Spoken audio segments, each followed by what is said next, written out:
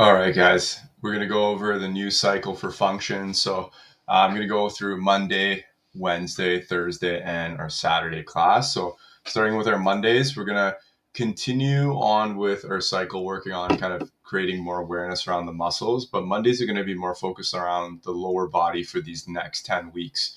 So we're going to start with skill and activation. The goal of this is to create some sensory awareness of our body and create some muscle awareness too by activating it and really realizing kind of like where those muscle groups are. For the first part in that section, we're going to do 3 sets.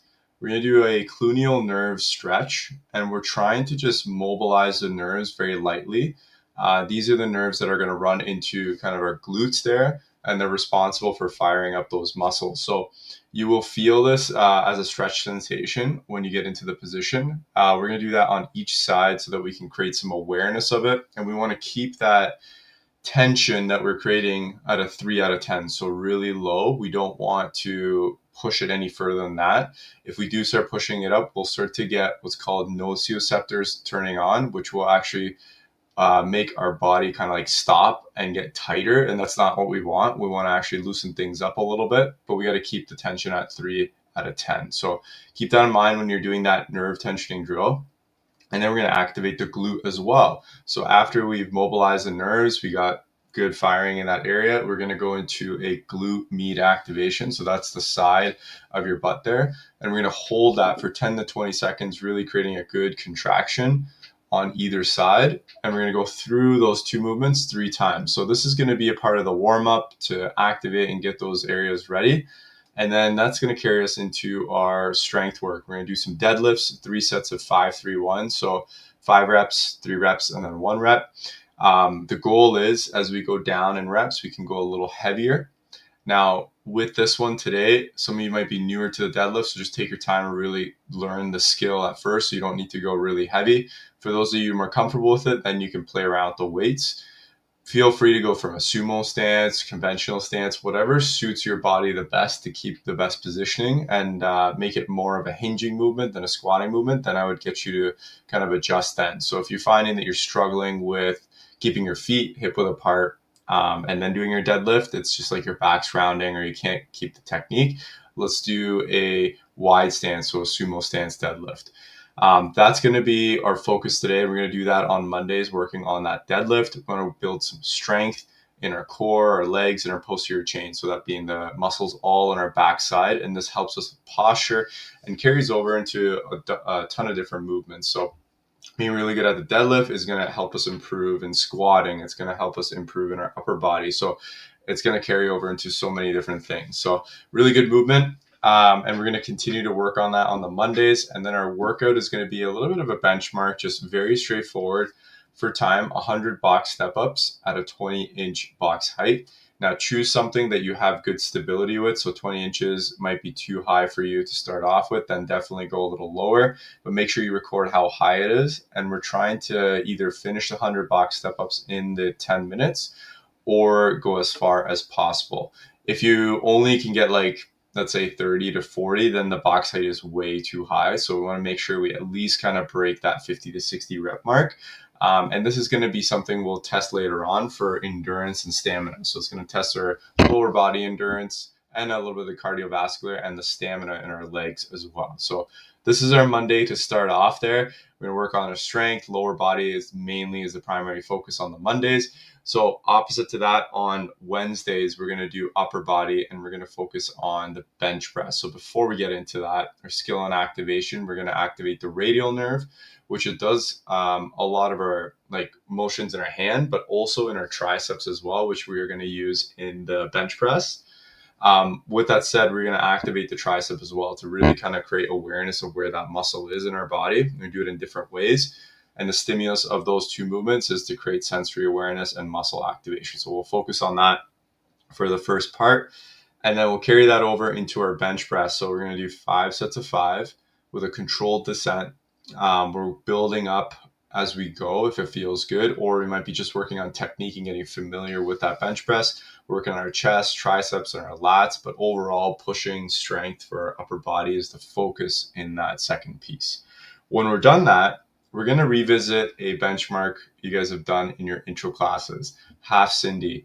AMRAP 10, 5 pull-ups, 10 push-ups, 15 squats. This one's a classic one. It's going to test our body weight, strength, and endurance. And I want you guys to compare it to your intro one. Might be fairly new for you, or it might be a little while. So you might have to refer to an old log book. So maybe look into your sugar WOD if you still have it, or look at your previous attempts that you've done with this workout so that we can see if we've gotten any better from the last time. So that'll be Wednesdays, where we focus on the upper body. Going into Thursdays, we're going to still keep some of our balance work, but we're actually going to work on 3 different areas here. We're going to work on proprioception, which is our body awareness, learning how to move our joints, and how to control them in different ranges of motion. We're going to work on our vestibular system. So that's kind of what we talked about before, the inner ear, and working on balance there. And we're going to do something for vision as well. So we're going to do these 3, and think of these 3 as satellites that help coordinate our body and tell us where we're located in space. So if you think of GPS, it has 3 satellites that give it coordinates to really locate where that GPS signal is coming from. So these 3 are kind of our satellites. We have a proprioception satellite, we have a vestibular satellite, and a vision satellite, and it helps us learn how to move our body throughout space. If one of these have a little bit of a deficit, we're going to create compensations in our movement. So we're going to train all 3 of them so that we get better body awareness and we have better movements as we go through our workouts, and just overall when we're going throughout life, just being able to have better body awareness as we go through. So really cool stuff. We're going to practice different motor control drills. We're going to practice different inner ear drills and vision drills on these Thursdays. And then our workouts are going to be nice and straightforward. This one is going to be a benchmark that I'm going to retest again at the end of the 10-week cycle. We're going to do 5 rounds for time, really straightforward, 50-foot sled drag, 200 pounds for the guys, 150 for the ladies, and then at 10 burpees at the end of each round. You have 15 minutes to get through 5 rounds. So a good strength and endurance benchmark, real straightforward, good, easy one to just retest again, not super complicated. There's not too much skills involved in this. It's more about the strength and the endurance pieces of this. So we'll be testing this on Thursday to start off our first week. And then throughout the cycle, we'll build off of this, especially the skill and activation work with the body awareness stuff. We're going to keep progressing each week and doing different stuff so you guys get better at your movement.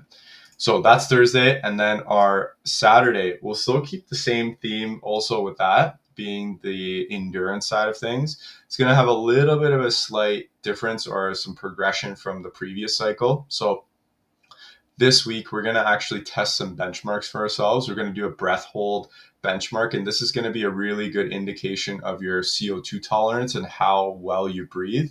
So we're going to do a breath hold test. Basically, you're going to take a deep breath in, breathe all the way out, and then once you've fully exhaled, you're going to time how long you can hold that in a seated position. And this is going to give you some indicators of where your breathing's at. So if you're kind of on the lesser than 15 seconds, you might have some poor CO2 tolerance and some shallow breathing habits. This is just kind of average estimations. 15 to 30 seconds, you're kind of in that normal range. 30 to 45 seconds above average, and then 45 seconds or more is very good CO2 tolerance.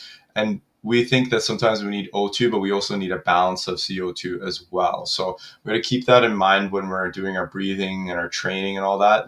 Both matters here, both the breathing in, breathing out, even the holds in between, those are going to be super important. So this is just a little bit of a snapshot of your breathing, because this is key. We do this thousands of times throughout the day. So if we can indicate or find out maybe we have some weaknesses here, we can start to improve that. And you could see really dramatic changes throughout your day. If you start breathing better, your energy levels are going to be better. Your cognitive function is going to be a lot better. If you're dealing with pain, your pain is going to resolve a little faster, or you might just reduce your pain faster by just breathing a little bit better. So there's a ton of benefits that can come from it. And it's such a habit. Obviously, we just do it every second or two, we're breathing here. That's something, if we can get ahead of and improve, we can make really big changes in the long run. So this is just insight, kind of like a benchmark into your breathing. And then we're going to go into our skill and activation. We're going to go into our diaphragm stretch version 2. If you guys are still new to it, you can do version 1 from the previous cycle, but we're going to do 10 to 15 reps of that, resting and resetting between each rep. I don't want you to go like back to back right away. Really try to feel that tension build up as you're exhaling, and this is going to create more awareness of where our diaphragm is and how we're breathing, and create some more mobility in our diaphragm so we can get better breaths in. So that's going to take us into our workout. And this week, I mean, I've been adding in those intro benchmarks. I want you guys to retest them. We didn't really get a chance to do them, so I'm going to plug them into our first week so we can retest and look back. And this is going to be intro number 3 that you did. So this was the lunging and lounging one. If you look through your benchmarks, I want you to look at the score that you got and the progressions that you did, and let's see if we can repeat the same thing for today's. I know some of you just did like left side lunges instead of the left side overhead dumbbell lunges. Or some of you just did stationary lunges. Everyone was a little bit different when they went through their intro. So just make sure you choose that progression you did last time. And then let's see if we can beat that this time. Let's see if it feels a little bit better.